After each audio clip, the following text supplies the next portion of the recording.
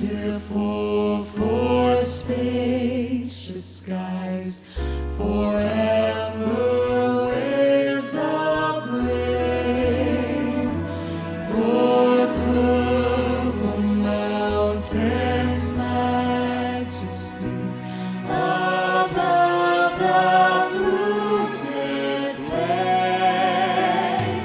America,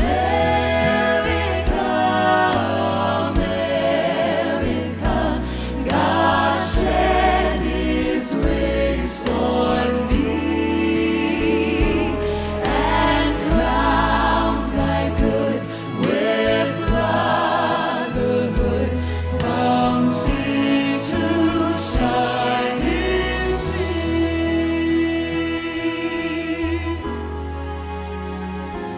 Oh, beautiful for heroes proved through liberating strife, who more than self their country loved, and mercy more than life.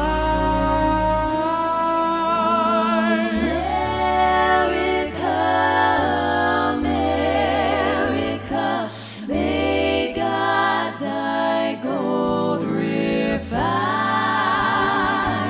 till all success be nobleness, and every gain divine. America, America, God shed His rays on thee, and crowned thy good with brotherhood, from sea to shining sea, and crowned thy good with brotherhood, from sea to shining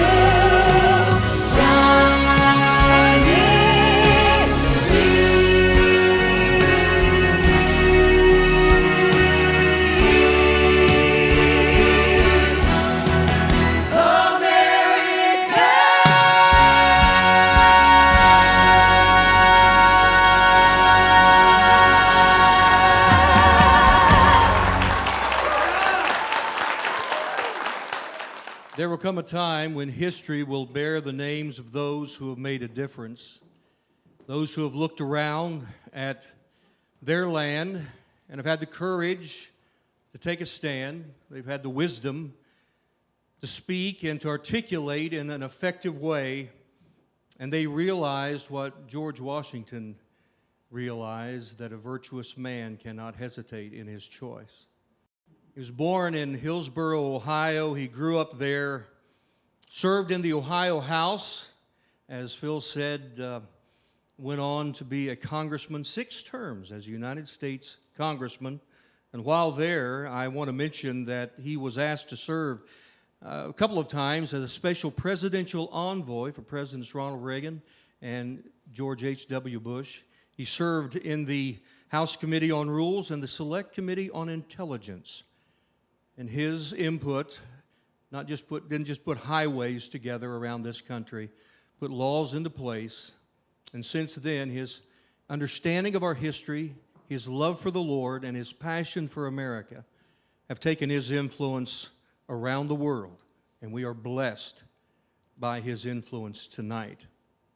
Bob and Liz, Liz, his greatest fan, I know, have 4 beautiful children and 8 going on 9 grandchildren.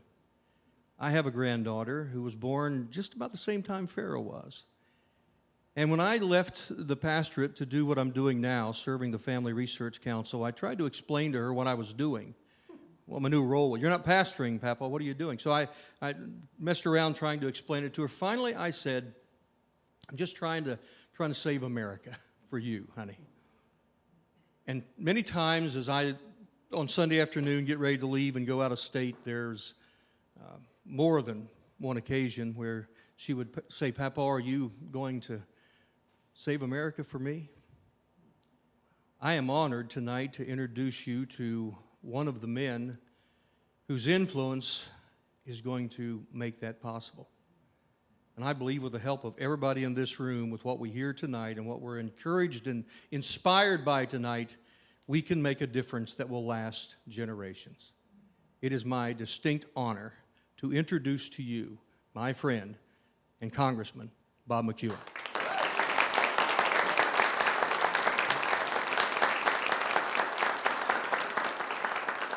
Well, thank you, Tim, and thank the Collingsworth for opening their home to us tonight to be able to celebrate this occasion as we discuss one of the most important decisions that we'll ever make in just a few weeks ahead. You know, for thousands of years, people hoped to someday fly, but it was the Americans that invented the airplane and the light bulb and the telegraph and the telephone, the global positioning system, put men on the moon. There's a ship in Hong Kong and Singapore at this moment that's using a global positioning system that's conceived, invented, and maintained by Americans. There's a plane flying over socialist Africa using a GPS system that Americans maintain. There's a car dealer in New Orleans or a car dealer in Buenos Aires for ordering a part from Stuttgart, Germany, using an internet that was conceived, invented, and maintained by Americans. There are skyscrapers all over the world. Why? Because an American by the name of Elisha Otis invented the safety elevator. And there are places where it's 100 and 120 degrees. Why? Because an American by the name of Willis Carrier, God love him, invented the air conditioner. No nation has blessed the world like this nation. Every year, more books, more plays, more symphonies, more copyrights, more inventions. 4% of Americans do more of that than the other 96% combined. And the question has to be, why? Also, they've created more wealth. 56 men got together and took a godly principle and decided to make a country that was free. And that little 4% has created more wealth than all recorded history combined. Now, the question would be why? The sixth largest nation on earth, the GDP, the gross domestic product, the goods and services created by that entire nation, is smaller than the GDP of Arkansas. 91 million Filipinos create less wealth every year than 3.5 million Oklahomans. 110 million Mexicans, with all their oil, create less wealth than the state of Illinois. This nation is abundantly, abundantly blessed. And the question would have to be why? And then there's the idea that this nation has blessed the world like no other nation. When a tsunami hits the fourth largest nation on earth, the largest Muslim nation, Indonesia, to whom do they turn for aid? The hearts and the billfolds of the compassionate people called Americans. The World Health Organization. Americans give as much money as the rest of the world combined. The list goes on and on and on. No nation has blessed the world like this nation has. And no nation has shared its wealth as greatly either. We're traveling in Africa, and we're way out in the place where the road stopped, and you had to walk down a path. And then we had to cross a river on a trunk that a tree had laid across. We're out in the middle of nowhere. And little kids showed up with little plastic bottles.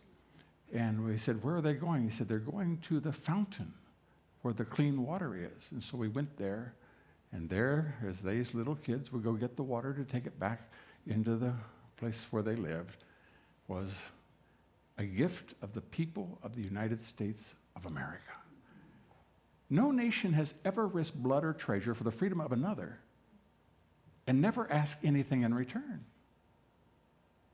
I served on the Veterans Affairs Committee, and as World War II has passed and the Korean veterans have come to the fore, I had the opportunity to address the parliament in South Korea, and I mentioned to them that in all of my encounters with Americans that bear in their body the burdens of the war in which they were engaged, and 50,000 Americans lost their lives for one purpose, not for America, but so those people could live freely. And now that little country that was third from the bottom in wealth when it got its freedom under America is now the 10th richest nation on earth. And I said, never have I heard a single soldier ever complain about the sacrifice that he made, not for himself or even his country, but for the freedom of others. There has never been a nation like this. So how did it start? Well, they got together, and it's right in the opening line of our birth certificate. It says this. It says, we hold these truths to be self-evident, which is kind of a Jeffersonian gracious way of saying, any idiot ought to understand this. You'd be blind, deaf, and dumb, and you ought to be able to understand that these truths are self-evident, that all men are created equal and endowed, not by a 5-4 vote of the Supreme Court, are endowed by their Creator with certain inalienable rights, and among those are life, liberty, and the pursuit of happiness. And what does government do? The very next sentence, to secure those rights, not to give them, not to achieve them, not to divide them, but to preserve the rights that God gave them. To preserve those rights, governments are instituted among men. The purpose of the United States government is, first of all, at every level, to preserve life. Notice the sequence, life, then liberty. See, liberty is a precious little value if you're dead. You have to have life first. And in America, is the only nation that preserved life, then liberty, then sewer systems and overpasses. But the first thing it did was life, so that a person, not because of their bloodline or how much property they owned or all of these things that you hear people talking about, the qualifications for office was because of their gender or their race. No, just because God made them, they became Americans, and they knew that if they came here, a Jew could be chased from all over the world. They could just get under the canopy of protection of the American flag. They would be safe, that life would be preserved here. And that has allowed us to prosper as no one ever has. And so, our rights don't come from a group. They don't come because of what union we belong to, or our skin color, or our gender. And that battle has been going on for quite some time. You'll still hear our opponents. They'll talk about women's rights. They'll talk about Hispanic rights. They'll talk about African American rights, blonde, left-handed rights. Rights don't come from the group. They come from God. Now, if they come from the group, we're in trouble. Our daughter was in Rwanda, where 80% of the people are Hutu and 20% are Tutsi. If rights come from the group, 80% can vote to kill the 20%, which they did. And over the course of 90 days with machetes, they killed 1 million people. In America, you can vote 95-5 to kill Jews. Can't do it. The rights don't come from the 95%. The rights come from God, and God protected life. And when you do it God's way, whether it be your life, your marriage, your community, or your country, God's way prospers. And so this group got together and decided they were going to do something that had never been done before. Prior to the Declaration of Independence, slavery had been ubiquitous. Now, some of our young people that have gone to these poor colleges where they have professors for diversity. That means they didn't grow up in America, and so they're going to be diverse. And so they come here, and they couldn't find Nebraska with a flashlight, but they teach people how of these various things, and they think that America invented slavery. It's exactly the opposite. Prior to that time, we understand the Jews knew that when they were in Egypt, anybody even watched the Ten Commandments should have known this. That is, that slavery was ubiquitous throughout all recorded history until one day, July 4th, 1776, 56 Americans said, no more from now on. Now, it's going to be a chore to get rid of it, but from that moment on, those people made slavery anathema. And so that's why we honor George Washington and Benjamin Franklin and Thomas Jefferson and Alexander Hamilton and eventually Ulysses Grant and Abraham Lincoln, that ended slavery for the whole world. And we honor those folks that did it. Well, America was about 25 years old, September 13th, It was August 1815. And the country that was the strongest power on earth, Britain, it was in a fight, and it wanted to have some workers, some soldiers. And so what did you do if you wanted people? You just went out and you took them. And so the Muslims in North Africa, they'd go across the Mediterranean, and they'd take the folks in southern Europe, and they would make them slaves. Now, they tried that with Americans one time, and this little country said, no, not us. And we commoned together 3 little ships, and that's the U.S. Navy, and we went over there to stop it. And when we landed, we were going to go in and rescue the Americans, and we did, and we know what those people like to do. They like to cut people's heads off.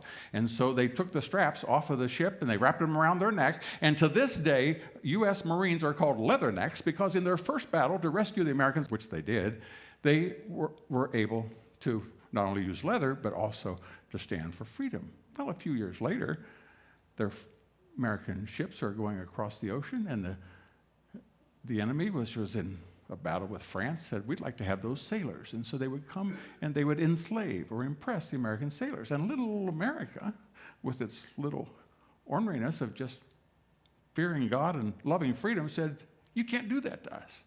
And so they declared war. And the strongest military in the world came, and the last president to command troops in the field was a fellow by the name of James Madison. He was the President of the United States, and his wife, who was the first lady to be called the First Lady, was fixing lunch for a command luncheon. And lo and behold, as they were about ready to sit down to eat, a messenger came running in and said, President Madison is not coming to lunch, but the enemy is. And with that, they grabbed a painting of George Washington off the wall and grabbed a tea set from John Adams and ran out the front door. And as they left, the enemy entered the back door, came in and ate the lunch, went out, sat in the yard of the White House until it got dark, and then put lighted arrows through the windows and burned the entire city of Washington to the ground until there's only the 4 stone walls of the Capitol on Jenkins Hill and the 4 stone walls of the once White House at 1600 Pennsylvania Avenue. Now, having wiped out the government, all our records are gone. They've burned the Library of Congress. We have nothing left. They then did the next thing, that is, they have to wipe out the military, which was assembled in Baltimore, the 4th largest city and the 2nd largest seaport. And so as they began to march 40 miles to Baltimore, they went through a little town of Upper Marlboro. And there are Americans. And Americans don't like to be mistreated, and so they come out and they heckle them when they're going by. You miserable people coming out here picking on us. And so to get even, they stole their doctor, a fellow by the name of Dr. Bean.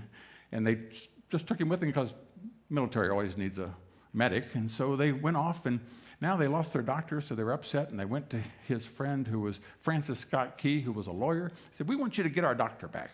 Well, he can't negotiate with the foreign enemy, so he went to the president and said, well, you need an official. Here's Colonel Skinner. He'll go with you. Go see what you can do. So they went to Baltimore. They rowed out to the Tonnant, the command ship of the British fleet, and he said, we want to have him back. And while they're arguing during the day, Colonel Skinner went around to the various soldiers and said, did Dr. Bean treat you? And they all hand-wrote appreciation for the way they'd been treated by the Americans when they were here.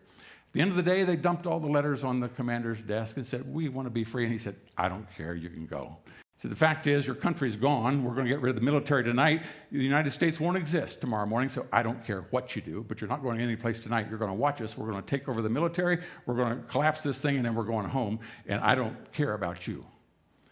And so they, as the dawn came up the next day at 7 o'clock, they began the bombardment of the fort that protected the fleet in Baltimore, Fort McHenry.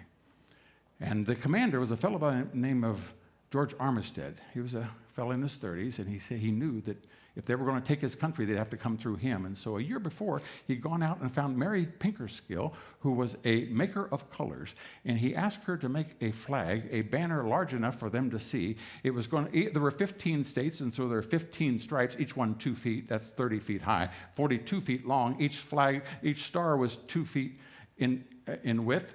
And he folded it up, waiting for the time that he'd be under attack, that they would know exactly where he stood. And so, as the battle went over 1,500 shells during the day, they had a new one invented by a Mr. Concrieve, who had a timer on it. They'd make wobbly throughout as they were traveling, and they had a timer on it. They were supposed to land and explode, but sometimes the timers weren't so good, and they went off and you could see it, and it went on all day long, and then all night long, and all they wondered was, as long as that flag is there, that means America is still alive. But at 1 o'clock, everything went deathly silent. Well, they wondered what had become of their country. And what happens is everybody knows that in the military, to get there, you have to have a Navy.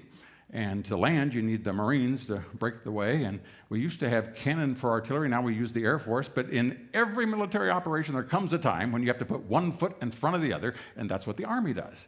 And so at 1 o'clock, when everything went quiet, they didn't know what was happening. But here's what had happened. These Americans, not Army, Navy, Marines, just God-fearing, freedom-loving American men, had taken 22 of their own ships and sunk them in the entrance to the harbor to protect their homes. So they knew that if they were to get to them, they'd have to come over here through the swamp. And so they then, these fathers, these men, these Americans, these freedom lovers, went out and laid in the weeds waiting for them to proceed. And when they did, they welcomed them boldly. To the point that by 5 o'clock, the commander demanded a retreat because they had been defeated. And poor Dr. Bean and Colonel Skinner and Francis Scott Key didn't know what had happened, and they wrote those words, "Oh, say, can you see by the dawn's early light what so proudly we had hailed at the twilight's last gleaming, whose broad stripes and bright stars o'er the ramparts were so gallantly streaming, and the rocket's red glare, the bombs bursting in air, gave proof through the night that our flag was still there. Oh, say, does that star-spangled banner yet wave o'er the land of the free and the home of the brave?" He doesn't know if he has a country. But then as the sun came up and he saw it still waving, and they rode into Baltimore to go to the Indian Queen Hotel, where he wrote 3 additional verses, the last one being this, thinking about those of us here. "Oh, thus be it ever, that free men shall stand between their loved homes and the war's desolation. Blessed with victory and peace, may this heaven-rescued land praise the power that has made and preserved us a nation. Then conquer we must when our cause it is just. Let this be our motto: in God is our trust. And the star-spangled banner in triumph will wave o'er the land of the free and the home of the brave." I've listened to people all across Europe tell the stories of when they were children, and the American soldiers were going through, and their father would make them travel or hide under an overpass or to ride in the car at night, and he would always check to see where the American flags were, because they knew that when the Iron Curtain fell and the socialists took over, and the pain and poverty and death that would come, if they were with the American flag, they knew that they would be safe. And they were. A Jew knows that if he could just get to a ship that had an American flag, a building with an American flag, they knew that wherever the American flag was, that there would be peace, there'd be freedom, there'd be opportunity. And now we have those among us who, when our anthem, our Star-Spangled Banner is played and the flag is flown, rather than standing, we're the ones that invented baseball. We invented football. We invented basketball. The entire world watches. And how do we feel about our freedom? We have these multimillionaire folks that bow down on their knees as though in slavery, put their nose in the grass instead of standing as Americans should. And that's what is at risk for each one of us. We have to decide whether or not we're going to have these pathetic anti-American freedom haters, those that want to take innocent life, those that care not about liberty, those that want to tell us how we can worship and win and if we can. But let me just tell you this. Those pathetic multi-millionaires on their knees with their nose in the grass, they weren't the source of America's strength in the first place. God blessed America. And when we focus on Him, He will continue to bless us, and the decision will be ours to make. Will we follow man's way, or will we follow God's way, as our founders did and he blessed it, or will we seek another one in which we turn our backs on those that fought for liberty and for freedom? You know, the Collingsworths are going to share a song, and then afterwards, I'm going to give a closing thought.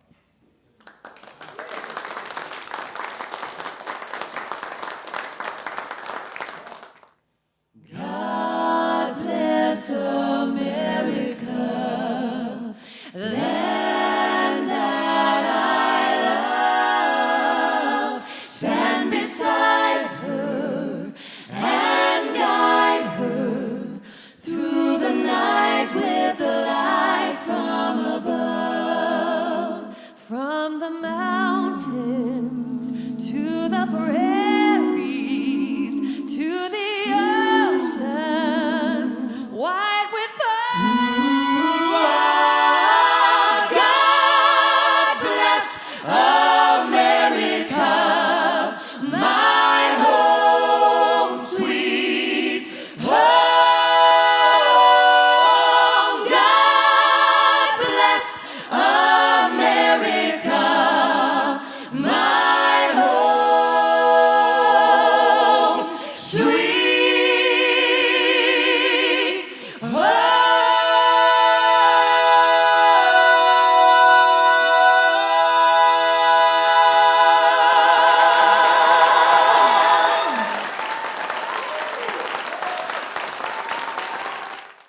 Jesus told the story. It's called the parable of the talents. And it seems that the master was leaving, and so he gave a talent, which is a certain sum of money. He gave 5 talents to one of his servants, and he gave 2 to another, and he gave 1 to another. And when he returned, the one that had done 5 had invested. He was an entrepreneur, and he'd been faithful, and he gave him back 10. The one that had been given 2, the same story, and he gave him back 4. But the one that had 1 talent, he decided that he wasn't going to do anything with it. And so he came to the master and handed him back what he had given to him. And Jesus, in telling the story, is not impressed. In fact, he said, then the one which had received 1 talent came and said, Lord, I knew that thou art a hard man, and I was afraid and went and hid my talent in the earth. And the response was, thou wicked and slothful servant. Take therefore the talent from him and give it to the one that has 10, and cast the unprofitable servant into outer darkness, where there shall be weeping and gnashing of teeth. He was not happy. Well, the fact is that I've had the privilege of speaking at presidential prayer breakfasts around the globe. And whenever those people pray for the benefit of their country, they be the diplomatic corps or the parliamentarians or the ministers, they always spend almost as much time as they spend on their own country praying for the leadership of the United States of America. Now, why? Because they know that their safety is dependent upon the leadership that you and I choose. They chant every Friday in Iran, death to America, death to America. Why? They don't care about America, but they hate Israel. And they know, the scripture says if you want to take a city, you must bind the strong man. There's only one strong man in the world. It's the United States of America. As I said, when a ship is attacked on the high seas, this happened over 300 times last year, to whom can they appeal? The 327,000 Americans that wear the uniform of the United States Navy. The United States is the standard for righteousness in the world. If a nation wants to cheat another nation and print artificial bills, it's the American banking system that puts a stop to it. That's who they appeal to. Just as I said, the British trawler, and once the great rule Britannia rules the waves, the greatest navy in the history of mankind. When their ship was attacked in the Persian Gulf a few months ago, they had to appeal to America to come to their defense. And everyone knows that if you can just take down America, it's the standard for righteousness in the banking business, in copyrights, and in patents, and in transportation. And that means that there is a certain significant responsibility upon us. Not only because we are good and do good, but we also stand for what is right. When a ship when a church that has been closed for many years opens up, to whom do they turn for Bibles and for hymnals?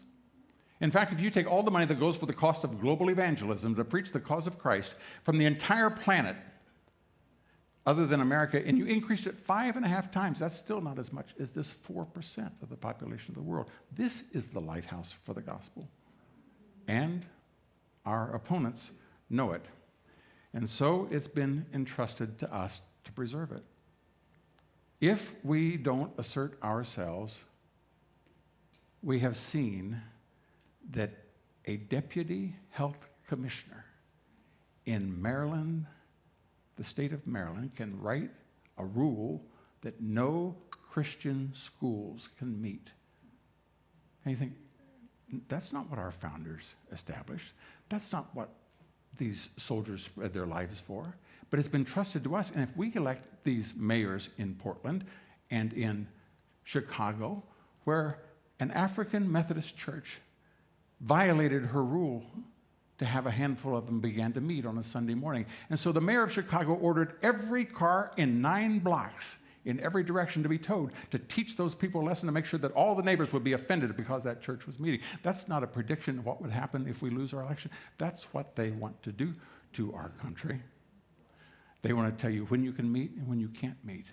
Oh, you can have all the demonstrations you want, tens of thousands as far as the eye can see, but if 10 of you want to have church, you can't do it. In fact, in California, they said if you want to meet, you want to have a soup kitchen, you can do anything in church all along, but if you choose to worship God, that will be prohibited.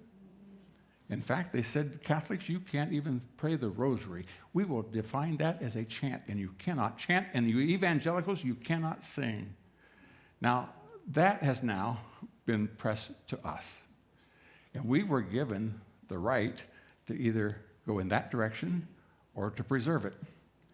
But those that are classified as evangelicals, those are people that know the Lord, they've had a personal relationship with Christ, and attend church only an average of once a month. Those people, half of them are not registered to vote, which means that they never vote. And half of those that are registered, half of them do not vote. And if these people were to show up at the polls, we could capture this country, they would capture these school boards, we could take America back with a vengeance. Now, how do we do that? Anybody who's watching this at this moment, let me just tell you, in a few seconds when it's over, you need to type into your computer 3 words. That is, pray, vote, stand. If you will type in those 3 words in the subject, prayvotestand.org, it will come up in every state in the union. All you have to do is click on whatever state you are, and you can register to vote in less than 60 seconds. And if you haven't done it, and you don't know how to do it in the past, the time has come that the entire world is praying for you to do what God has handed to you, that privilege of preserving our nation. If we don't do it, Abraham Lincoln said, our country would not disintegrate because of what others did. My good friend Ed Meese said that he was the chief of staff for President Reagan. He said, Bob, he said, only twice in American history do I think America was literally about to disappear. He said, during World War II, we knew that it was just a matter of time and treasure till we would win. He said, but in the election of 1864, if Abraham Lincoln had not been reelected, his opponent was going to immediately sue for peace. America would have been divided. The United States would have been the North, Confederate would have been the South, west of the Mississippi would have been a third country. The United States would not have existed. That is one time. He said the second time is now. It's entrusted to us, and so what are we going to do about it? Well, we're going to, let me quote Abraham Lincoln here for a moment. He said, all the armies of Europe and Asia could not force a drink from the Ohio River or make a track on the Blue Ridge in the trial of 1,000 years. He knew what Americans were like. He knew they could defend themselves if they wanted to. He said, no, if destruction is to be our lot, we ourselves must be its author and finisher. As a nation of free men, we will either stand forever or we will die from suicide. So, foreign countries can't take us over, but if we don't vote to preserve it, we can destroy it. It was March of 1862. America had been founded by people who wanted to end slavery, and they were successful in making a great deal of progress, but some were still opposed to it, and indeed Abraham Lincoln said, we're going to end it. And those that objected gathered outside Washington to say, no, we're going to take over the government. And the United States military said, we're going to go meet them at a little place called Bull Run. It's now called the First Battle of Manassas, just a suburb of Washington. And this was going to be an exciting time, so senators and congressmen got their families and packed a lunch and got in their carriages to go out and watch them whip the Rebs. But so happened that once the firing started and the cannon began to fall and the arms and legs began to fly, that little army, as the president referred to, was very green. They broke and ran, and the highways were clogged with soldiers escaping from the battle, and the congressmen couldn't even retreat. But when they got there, Abraham Lincoln understood this is serious. If these folks decide to come into Washington, they can overrun us, and this war will be over, and America will be defeated. And so he said, anybody that has a uniform, put it on. Anybody that has a flag, you're going to carry it. And we're going to have the bands play, and we're going to march down to the mall, and we're going to march up to the Capitol, and we're going to march down Pennsylvania Avenue. We're going to make more noise than anybody ever did, as such that we're going to tell those Rebs that when they come to do their reconnoitering about what's going on in Washington, they see soldiers everywhere. Well, there was a gal by the name of Julia Ward Howe that was staying at the Willard Hotel and looked out of her window, and she saw all of this going on and began to recognize what was at stake, that her very country could disappear. And so she wrote those words, the battle hymn, "My eyes have seen the glory of the coming of the Lord." And then the second verse, "He has sounded forth the trumpet that shall never call retreat. He is sifting out the hearts of men before the judgment. Oh, be swift, my soul, to answer him. Be jubilant, my feet, while God is marching on. In the beauty of the lilies, Christ was born across the sea, with the glory in his bosom that transfigures, changes you and me, as he died to make men holy. Let us die to make men free. Our God is marching on." And so, with the leadership of President Lincoln, the United States Army made that their battle hymn, and everybody in America began to sing it in celebration of the time that everybody would be free. And then that nation began to prosper as no nation ever has. That history, that heritage, has now been lovingly handed to us. And in order for us to preserve it, we don't have to fight like they did. We don't have to sacrifice as those that opened the West and built the railroads and did all the things to make this a great... All we have to do is to register to vote and then to vote. And there's those that want to say to themselves, oh, this is too complicated for me. I don't want to get involved. When there are people on their knees around the globe that are praying for the leadership of America, there's nothing they can do about it. But they know that if the wrong person gets in charge of our nation, just as they'll shut down churches in America, think what they'll allow them to do in their country. And so they're praying that you will register to vote and show up and vote. And if you will, then this nation can be preserved. But if we don't,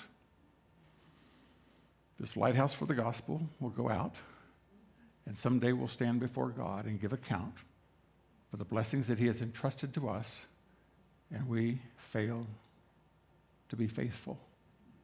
The only thing he asks of us. And so, as we recall that battle hymn, let us endorse it.